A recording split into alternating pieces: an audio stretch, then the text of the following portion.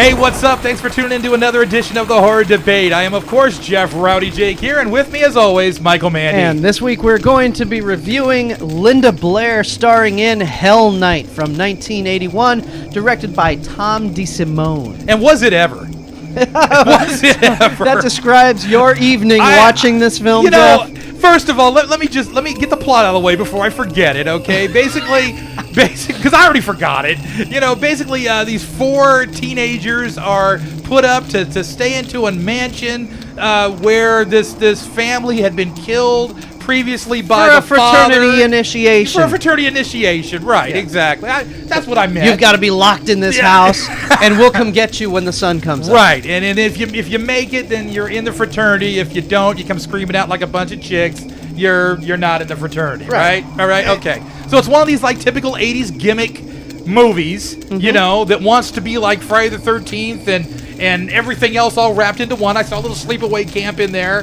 I saw a little, I think I saw a little of almost every movie that came out, around that time in that movie. Can I just say right off the bat that my right eye was hurting after watching this movie, and I had like a headache in my right eye because Linda Blair, she acted so terribly in this movie. Her head couldn't spin around. She couldn't throw up. She couldn't like scream and yell and roar, roar, roar. That wasn't what this movie was about, right? No, the movie was not about. So she was stuck talking, right? And I found out in this movie. When Linda Blair's on screen, you don't want to see her talk. No, I found out in this movie that she needs to shut up.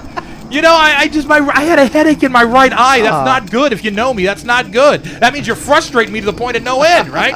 But some of my frustration may have been that I could have sworn, being 1981 and being that there was two chicks and two guys staying in this mansion, that Linda Blair was going to show me a little skin.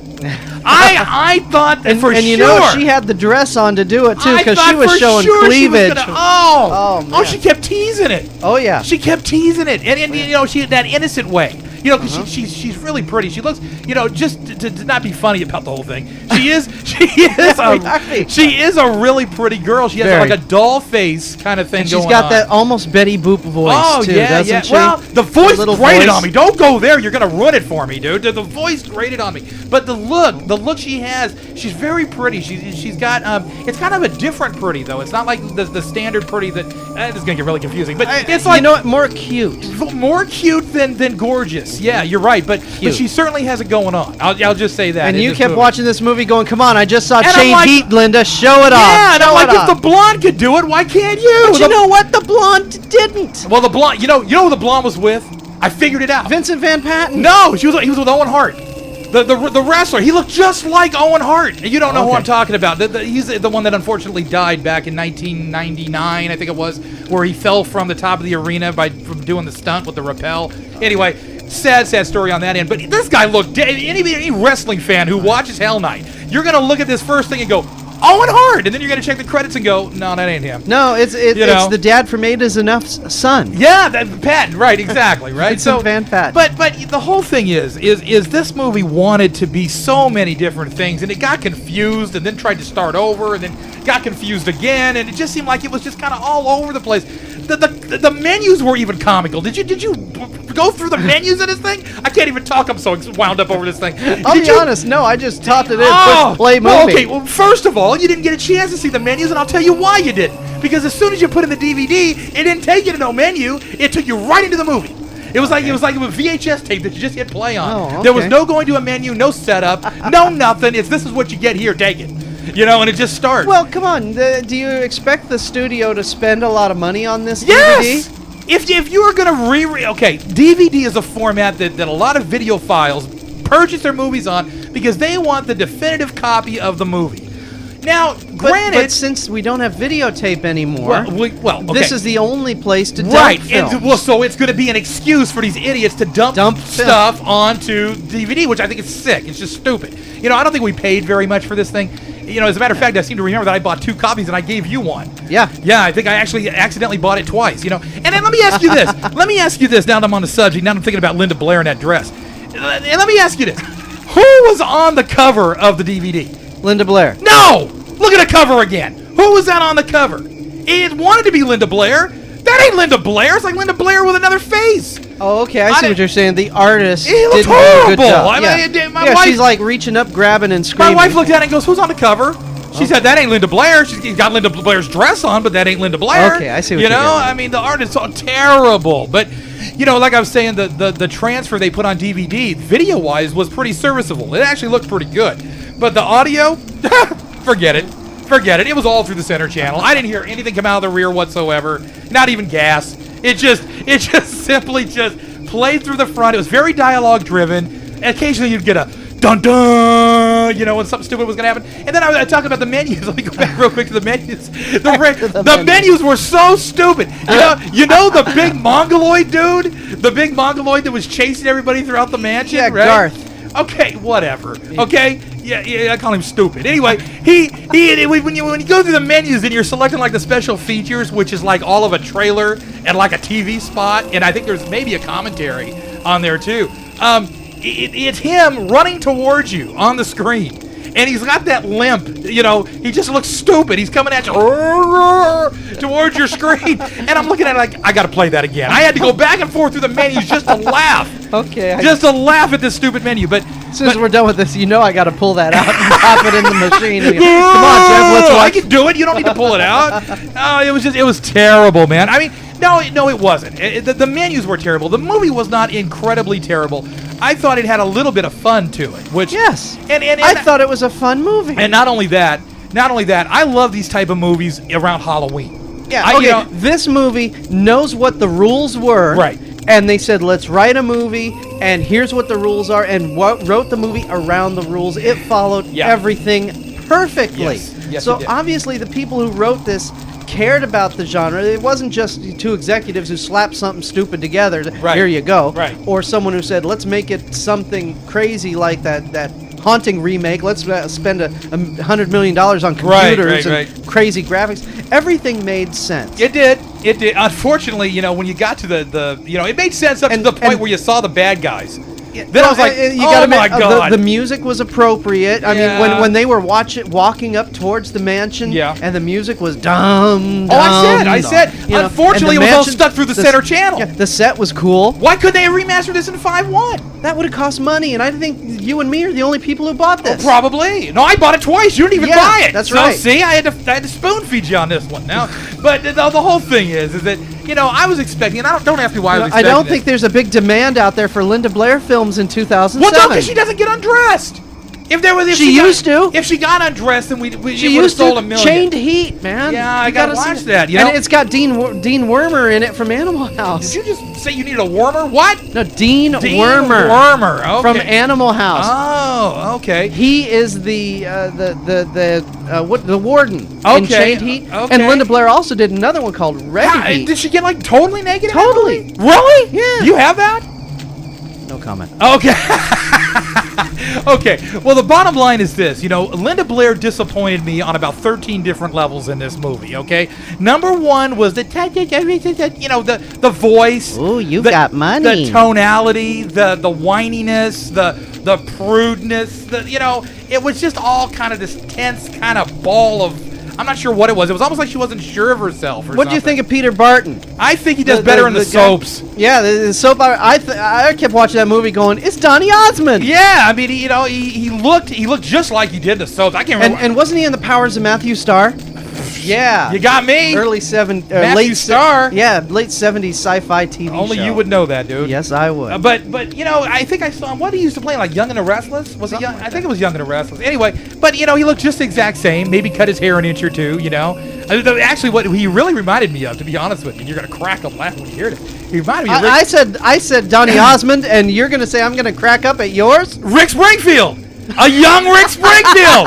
He looked, the hairdo, the part, the whole nine. He did. Everything comes back to Everything Rick comes. Springfield. I could make anything into a Rick Springfield comment, man. But the whole thing is, man. Honestly, I think I probably paid $10 for this DVD, and you're right. I got my money out of it. I think you paid less than $10. I probably did. It might have been a $5.99 special. Uh-huh. We'll pay you to take it, kind of thing. Yeah. And I can see why, because I think Linda Blair actually won a Razzie for this. I think she actually did win a Razzie for this movie. So that's how bad it was. And Luckily, you had the other cute blonde. You know, the one that was with Owen Hart. Luckily you had her to kind of save it. Let's see, Suki Goodwin. It's all Suki. See? You know what I thought was funny in this film was she kept calling. Okay, Vincent Van Patten. Okay, in this movie they split off. The two guys and the two girls split off, and Vincent Van Patten. One guy with one girl, by the way. Guy. The two guys weren't doing anything. No, okay, good. This was the year. This was 1981. They right, didn't do that gotcha, back gotcha. then. But the girl kept calling his character's name was Seth, and she always kept calling him Wes. Right. And he kept going. But you know what? Seth, my name is Seth. Right, but you know what? It didn't matter. He didn't get off of her, did he? No, he didn't. No, he didn't but care. He kept correcting her. No, and I just thought, well, she was so high, dude. She was lit, yeah, man. She exactly. Was no, it was unbelievably I'll funny. keep you warm, Wes. And he's going, Seth, my name is Seth, you little honey bunny. Yeah, or whatever.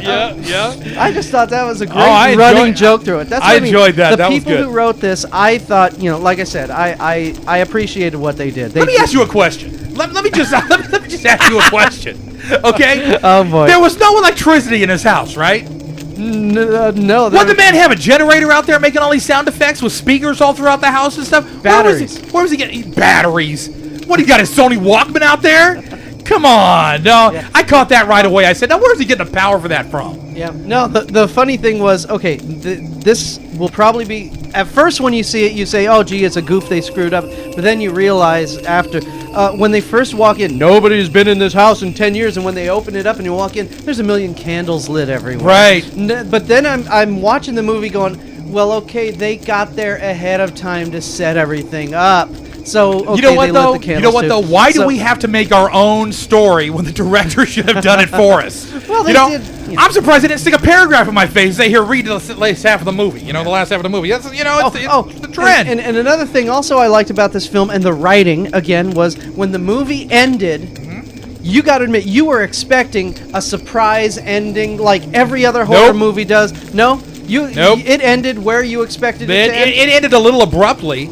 But I didn't think that it ended wrongly. I didn't feel like wronged like I do in some of these other movies. No, but I mean, all these movies that have the big climax ending and then they have that last shock ending, like the Friday the 13th because she's ending. walking away from the car. She's walking away from the car. You expected something extra after, but they didn't. It was too serene, It just kind of seemed like, That's just it. Just like Friday the 13th. I was expecting Jason Voorhees to jump out of the water and squash her. And it would have been even more appropriate in this type of movie, or in this movie, because Linda Blair, everybody's focused in on her, going, hey, baby. That's right. And then all of a sudden, and she's all sweaty and looking hot, right? Yeah, man. I expected and to me, I think they held the credits a little long. They played the nice music, and she kept walking. Now you would have had the credits going, but no, she kept walking. She kept walking, and the credits didn't come. So you were expecting the raw moment. Let me just. I just thought of something, and it didn't happen. And I thought that was cool. I'm sorry. I just thought of something, and you're gonna forgive me for my take on this. I'm going a little off the subject, but I just thought of something. Rick Springfield went out with her. He dated Linda Blair. You see how things go in circles? Everything goes Do you back see to that? Rick Springfield Wow, with you. man! It was an affair of the heart. How many my stars, Jeff? goodness. How many stars? How many stars? How many stars are you Wow. going to give this? Can I film? think about this Were for a you minute? entertained? I was definitely entertained, although sometimes I just had to exhale, and go, oh god, but overall, I'm gonna give this the 2-star treatment. Mm-hmm. Okay, Linda Blair, I'll tell you what, just put tape on her mouth, and she could be a star. Okay, now I'm not saying that in general. I mean, in this movie, I don't know what was wrong, but let me just say this too. What was with the paper mache sets, dude? Did you see when they're running through those tunnels? Towards the end, the tunnels. And she goes to push on one of the walls, and it goes in on her, and you can see the set guy behind her punching the wall back out, going, "Oh, wait a minute," it was supposed to be this rock, and it just plumped right in when she put her hand on it. You got to admit, this movie probably did not have that large of a budget. They probably just had 20 feet of cave, and they had to make it look like 200 feet. Right. So they just filmed it with different lighting and different angles and I stuff, will agree with you. I sat down expecting complete and utter crap, and I basically got it. But I have to say, you were expecting complete utter crap, and did did they really give you complete and utter crap? Well, or Linda were you did. entertained? Linda did. She was teasing me with that dress all night, right? Yeah, I know. You kept going. I'm sitting there going, Come on, eventually Peter. it's going to slip, or something's going to happen. Peter Barton is going to get lucky. And he did. was hoping. And he did. He even tried to. He tried to. And I've she never went seen a more other frustrated male in a movie than there, right there. Did you see him when she's laying there next to him? They're spooning each other, and he's sitting there like, oh. Yeah, and he even gave that big heavy sigh. Oh, Yeah, man. yeah. Okay, you were obviously entertained by this. Absolutely. Film. Okay, and that's so why I'm getting 2 stars. Because two means not that good. it's Two not is- that good, Mike. 2 is below average. It's not that good. It's not that good. As a But matter of you were fact, it's entertained. laughable. And I'm giving it 2 for entertainment. But geez, if I wasn't entertained, this might have bombed. Okay. This might have bombed, dude. I mean, it was. And what was with the Tim Matheson wannabe at the beginning, right? The guy, the leader of the sorority, right? This guy wanted to be. Oh, and let me ask you this: how many? How many times can you be scared by the same corpse? let me ask you that. How many times can somebody run across the same corpse in a different position? It was almost like the dude was like the guy that was hanging there with the glasses, right? You remember him on the rooftop? Yeah, I remember him down. Somebody runs up there and gets scared by this guy. Boom! There's this big sound effect. 10 minutes later, somebody else runs into the same dude. Boom! Oh, no, that was a different corpse. No, it wasn't. It was the same guy. The first one was a mannequin corpse, and then the second one was his Mike, buddy. Watch it again. Watch it again. You've got multiple scares by the same corpse on different people. We both caught it. Danielle and I both caught it. My wife, sorry. We both But caught he it. wasn't scared. He was going, okay, that's the corpse. What the heck am I hearing over there? That's the corpse. What the heck am I hearing over here? I was like, again, it looked He like was it doing- moved. It looked like it changed positions. Like Well, because it was windy, and it had all those strings on it because they were using windy. Like the arm was up like this, and all of a sudden the arm's down. Like, I mean, come on. I don't know, man. Continuity in these things is everything, and this movie didn't have it. But okay, I'm gonna shut up now. 2 stars. Okay, my thing is they were at a Halloween contest, or it was Halloween night, right? What was his costume supposed to be? Which one? None of them looked like they were anything. Exactly. I mean, it was ridiculous, He was man. like the super dude with the cape and the tights and everything, Hey, but oh. The cheesiest line ever. Okay, what is movie. the cheesiest line ever? It was I gotta hear bad, this. But it I has to gotta be in context with the movie. You almost have to see it. But I'm gonna do the best I can to make you visualize this. Okay? At the beginning of the movie, the Tim Matheson wannabe. He's talking to the Peter Bennett. Yeah. Okay. He was talking to his buddy in the party. Right. And he says, "Oh, it's about time to do the dedications." Right? His buddy said that to him. Oh no, it's not time to do the dedications yet. It's still early. The guy hasn't front puked windows yet. aren't broken, and the guy hasn't puked yet. What happens? The windows break and dude pukes. Yeah, Oh well, I guess it's time to do it. I damn near hit the stop button right there. I almost hit the stop button. I wasn't going to take it any further than that. Okay? I mean, you just don't do that to me in a movie like this, okay? They were just being silly. That's my point. Okay. No, I enjoyed this film. Like I said, the people who wrote it knew what they were doing. Writing. Knew what they were doing? Yes, they knew what the rules were, and they followed them to a T. I want the writer. I want to talk to the writer personally. They followed them to a T. Hey, that blonde chick in the cheetah outfit, she was hot, wasn't she? You know what? Don't talk to me about cheetah outfits. And Linda Blair looked If Linda Blair was wearing a cheetah outfit, Rick would have been on the scene, dude. He would have been there at the filming. I'm going to give this 3 stars. If Linda showed some skin, I'd give it 4. But I was entertaining. I like the 3 history. ninjas nude in a heart-shaped bed could not give this movie 4 stars. Yeah. Could not do it. Could not do it. That's because you haven't seen Chained Heat yet. You're squeezing 3 right now. You're squeezing 3. I don't want to talk about squeezing and Linda Blair in the same review, guys. I'm Michael Mandy. He's Rowdy. Jeff, we'll talk to you next week at the Horror Debate.